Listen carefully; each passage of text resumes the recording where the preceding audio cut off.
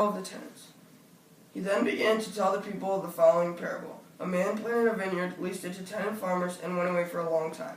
At vintage time, he sent a servant to the tenant farmers to receive his share of the crop from them. But they beat him and sent him away empty-handed. He sent a second servant, whom they also beat. Him too they sent away empty-handed, after treating him shamefully. He sent still a third, whom they likewise maltreated before driving him away. The owner of the vineyard asked himself, "What am I to do now? Perhaps if I send the son I love, they will respect." The tenant farmers saw the son. They reflected, "This is the heir. Let us kill him so the inheritance will be ours." With that, they dragged him outside the vineyard and killed him. What fate do you suppose the owner of the vineyard has in store for them? I will tell you. He will make an end to those tenant farmers and give the vineyard to the others. When they heard this, they said, "God forbid." He looked directly at them and said, "What do the scriptures mean when they say, 'The stone which the builders rejected has become the keystone of the structure. The man who falls on that stone will be smashed to pieces. It will make dust of anyone on whom it falls.'"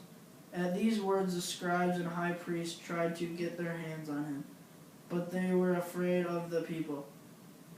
They were well aware that he had told the parable with them in mind. My vineyard. I will lease it to you for many years, and I will come back to collect my share. Thank you, sir. Thank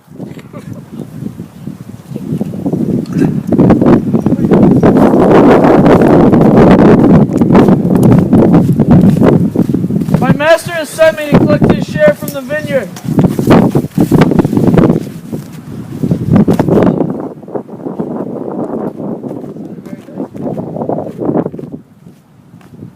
My master has again sent me to collect his share of the vineyard. No!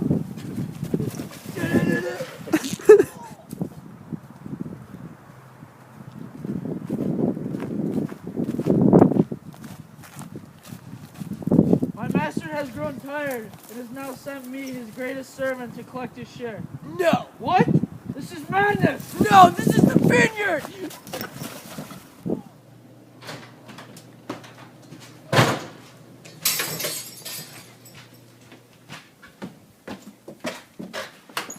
Father, they have killed your third and greatest servant.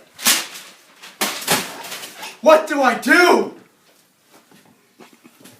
Perhaps I should send my son. They will not dare harm him.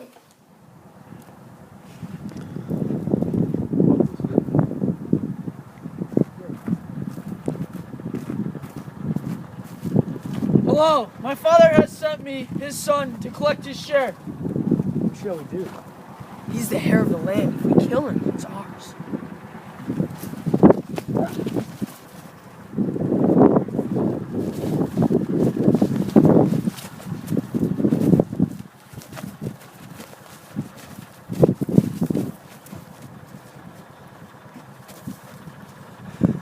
Go!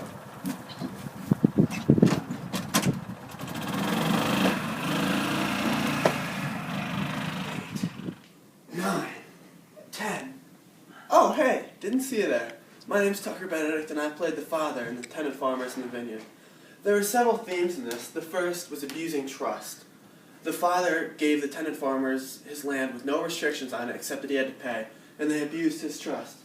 The second was perseverance. The father kept sending servants even though it wasn't working. He kept trying to reach out to the farmers and give them a peaceful alternative. The third was don't take advantage of a good situation. The tenant farmers had no restrictions on their land, and yet they continued to try and take more. The last was you can try and fight God, he will continue to reach out to you, and it's never going to yield results fighting God. Seems like just yesterday. Sorry, I was admiring a picture of my recently deceased son. The essential message in the parable of the tenant farmers in the vineyard was that we shouldn't take our fellow man's kindness for granted. We aren't living the path of God that way. We see this in the parable when the tenant farmers take advantage of the father's generosity.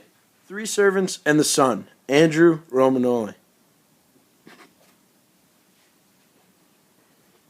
Owner of the vineyard and the father, Tucker Benedict. Farmer, Jack Zurillo. Whiskey, tenant farmer.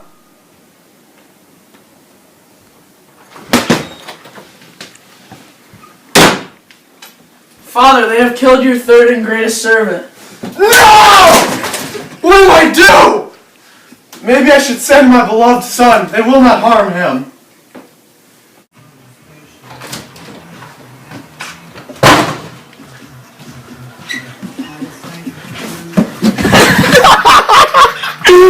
Tell the people the following parable. A man planted a vineyard, leased it to tenant farmers, and went away for a long time. At vintage Farmers saw the sun. They reflected.